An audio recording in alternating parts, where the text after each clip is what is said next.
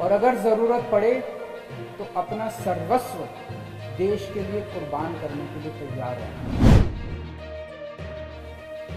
भगत सिंह हमारे आदर्श हैं। भगत सिंह भी अगर ये सोच लेते कि देश आजाद होगा तो मेरे को ये पद मिले, मेरे को वो पद मिले, मैं ये बन जाऊं, मैं वो बन जाऊं, कभी भी गलत रास्ते पे मत चल पड़ना, पद की प्रतिष्ठा की इच्छा मत करना। जैसे सेवा कर रहे हो ऐसे सेवा करते रहना। उसका मतलब मन में कुछ स्वार्थ जाग गया,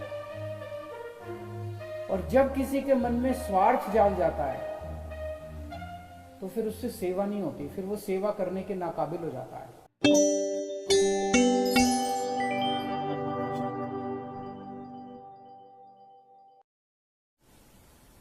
तो आम आदमी पार्टी केवल सेवा करने के लिए बनी है, कुर्बानी देने के लिए बनी है, बलिदान देने के लिए बनी है। जितने आज नई राष्ट्रीय परिषद में सदस्य आए हैं उन लोगों को मैं कहना चाहता हूं, इस बात को गांठ बांध लो, इस बात को कि केवल और केवल एक ही चीज अपने सामने रहनी चाहिए कि मैं कैसे समाज की सेवा कर सकता हूं, कैसे देश की सेवा कर सकता हूं, और अगर जरूरत पड़े तो अपना सर्वस्व देश के लिए कुर्बान करने के लिए तैयार रहना। हमारे देश ने बहुत बड़े बड़े इतिहास में बहुत बड़े बड़े हमारे नेता हुए, हमारे आइडियल्स हैं, बहुत सारे स्वतंत्रता सेनानी हैं जिनकी तरफ हम बड़े मान सम्मान से देखते हैं। लेकिन मैं खासकर शहीद आजम भगत सिंह और बाबा साहब अम्बेडकर का नाम लेना चाहूंगा। आम आदमी पार्टी के ये दोनों परम आदर्श हैं और इन्हीं के बताए हुए रास्ते पे आम आदमी पार्टी चलेगी। एक तरफ शहीद आजम भगत सिंह हैं जिन्होंने इतनी छोटी सी उम्र में सुप्रीम कुर्बानी दी। आज 23 साल की उम्र के अंदर बच्चा ये सोच रहा होता है कि मुझे लाख रुपए की नौकरी चाहिए, कि 1.5 लाख की चाहिए, कि 2 लाख की नौकरी चाहिए। 23 साल की उम्र में बच्चा ये सोच रहा होता है कि मुझे एक सुंदर सी लड़की मिल जाए तो मैं शादी कर लूं। उस व्यक्ति ने न शादी की सोची, न करियर की सोची, और उसने देश के लिए सुप्रीम कुर्बानी दी। भगत सिंह हमारे आदर्श हैं। भगत सिंह भी अगर ये सोच लेते कि देश आजाद होगा तो मेरे को ये पद मिले, मेरे को वो पद मिले, मैं ये बन जाऊं, मैं वो बन जाऊं, तो अपने देश को आजादी मिलने वाली नहीं थी। उनकी तरह सुप्रीम कुर्बानी करने के लिए हमारे एक एक कार्यकर्ता को, एक एक नेता को तैयार रहना है। बाबा साहब अम्बेडकर ने पूरी जिंदगी संघर्ष किया, संघर्ष की मिसाल थे वो। एक इतने छोटे से बैकग्राउंड से आए थे, कितने गरीब परिवार से आए थे, दलित वर्ग से आए थे, जिसमें उन्होंने इतना संघर्ष किया, और उस जमाने में उन्होंने विदेशों से 2-2 डॉक्टरेट की पीएचडी की डिग्री हासिल की और वापस आके देश का संविधान बनाया। डॉक्टर भीमराव अंबेडकर हमारे आदर्श हैं। इन दोनों से प्रेरणा लेके आप लोग काम करना। हमेशा से मैं एक बात बोलता हूं, जब भी कोई नया कार्यकर्ता, जब भी कोई नया नेता आता है, कि आम आदमी पार्टी में कभी भी पद की इच्छा मत करना। मैं ये बन जाऊं, मैं वो बन जाऊं, मेरे को ये पद मिल जाए, मेरे को वो पद मिल जाए, मेरे को टिकट मिल जाए।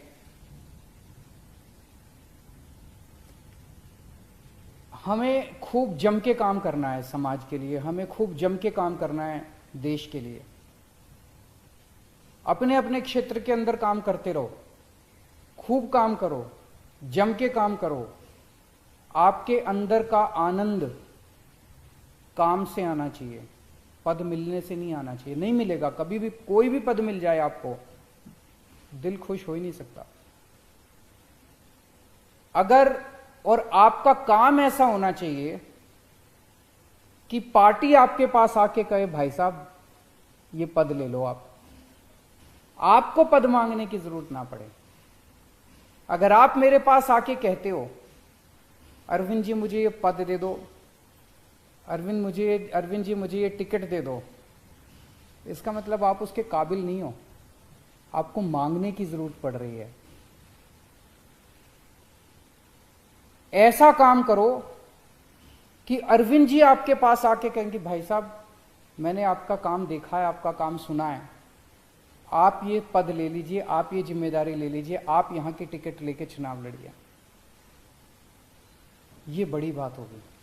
और ऐसे हैं बहुत सारे लोग जिनको मैं खुद जाके बोलता हूं कि आप ये पद ले लीजिए, आप ये टिकट ले लीजिए यहां से।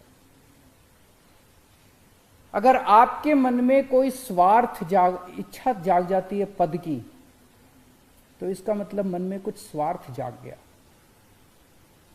और जब किसी के मन में स्वार्थ जाग जाता है तो फिर उससे सेवा नहीं होती, फिर वो सेवा करने के नाकाबिल हो जाता है। किसी के मन में स्वार्थ अगर जाग जाए तो वो 24 घंटे इसी तिगड़म में रहता है कि मैं ऐसे कर लूँ, मेरे को अब ये पद चाहिए, मैं ऐसे करूँ, मैं ऐसे करूँ, मेरे को अब ये टिकट चाहिए, मैं इसको नीचा दिखा दूँ, मैं ये षड्यंत्र करूँ, मैं ये झूठ बोल दूँ। फिर वो इसी तिगड़म में रहता है 24 घंटे, फिर वो सेवा नहीं कर सकता, सेवा करने के नाकाबिल हो जाता है वो। इसलिए ये बहुत जरूरी है कि ये पद की लालसा और पद की इच्छा हमें छोड़नी पड़ेगी, नहीं तो हम जिस मकसद से आम आदमी पार्टी बनाई, मैं नहीं चाहता कोई ऐसा समय आए जिस दिन आम आदमी पार्टी की तरफ लोग देख के कहें अरे ये तो बीजेपी जैसी हो गई, अरे ये तो कांग्रेस जैसी हो गई, अरे तो दूसरी पार्टी जैसी हो गई। कोई फायदा नहीं है, हम इसलिए तो नहीं आए थे, इसलिए तो आम आदमी पार्टी नहीं बनाई हम लोगों ने। अगर आपके मन में किसी भी वक्त मन टटोल के देखते हैं और पद की इच्छा जाग गई, तो उसका एक तरीका है उसको कंट्रोल करने का। अगर आप दिन में 8 घंटे काम कर रहे हैं, 10 घंटे काम करना शुरू कर दो, 12 घंटे काम करना शुरू कर दो, 14 घंटे काम करना शुरू कर दो। खूब सेवा करो, जितनी सेवा करोगे, जितना तप करोगे, जितनी तपस्या करोगे, उतना अहम पिघलता जाएगा और उतनी ये इच्छा जो है ये पिघलती जाएगी। लेकिन ये जो पद की इच्छा रहती है, इसको हमें त्यागना पड़ेगा। हम देखते हैं दूसरी पार्टियों में क्या हाल है, एक एक पद के लिए, एक एक टिकट के लिए 10-10 लोगों में मार भिड़े पड़े हैं, एक दूसरे से लड़ रहे हैं, एक दूसरे से लोग षड्यंत्र रचे जा रहे हैं, टूट रही हैं पार्टियां। क्या हम चाहते हैं कि हमारी पार्टी के साथ कभी भी ऐसा हो? अगर ऐसा होता है तो एक इतनी बड़ी उम्मीद और इतनी बड़ी आशा खत्म हो जाएगी। गीता में एक श्लोक है जिसका भाव है कि समाज का जो नेता होता है उसकी तरफ सारा समाज देखता है, उसका आचरण जो है वो बहुत जरूरी होता है उस नेता का।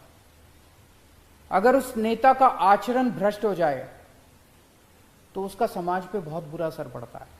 ये श्री कृष्ण अर्जुन जी को तब कहते हैं जब उनके मन में, वो कहते हैं कि अगर ये कायर भाव तुम्हारे मन में आ गए तो इसका न केवल तुम्हारे ऊपर, पूरे समाज के ऊपर गलत असर पड़ेगा। आज पूरा देश आम आदमी पार्टी की तरफ देखता है। ईमानदार राजनीति की बात होती है तो आम आदमी पार्टी की तरफ देखते हैं। पूरे देश में शिक्षा की बात होती है तो मनीष सिसोदिया जी की तरफ देखते हैं। अगर हमें स्वास्थ्य की बात करते हैं तो मोहल्ला क्लिनिक की चर्चा होती है चारों तरफ देश के अंदर। आज आम आदमी पार्टी कई नए आदर्श तैयार कर रही है, तो इसीलिए कभी भी गलत रास्ते पे मत चल पड़ना, पद की प्रतिष्ठा की इच्छा मत करना। जैसे सेवा कर रहे हो ऐसे सेवा करते रहना और खूब सेवा करना। और मैं उम्मीद करता हूं कि जिस मकसद से हम सब लोगों ने मिलकर आम आदमी पार्टी बनाई है वो मकसद हमारा ज़रूर पूरा होगा। आज राष्ट्रीय परिषद में जितने नए सदस्य आए हैं उन सबको मैं दिल से बहुत बहुत शुभकामनाएं देता हूं। नमस्कार।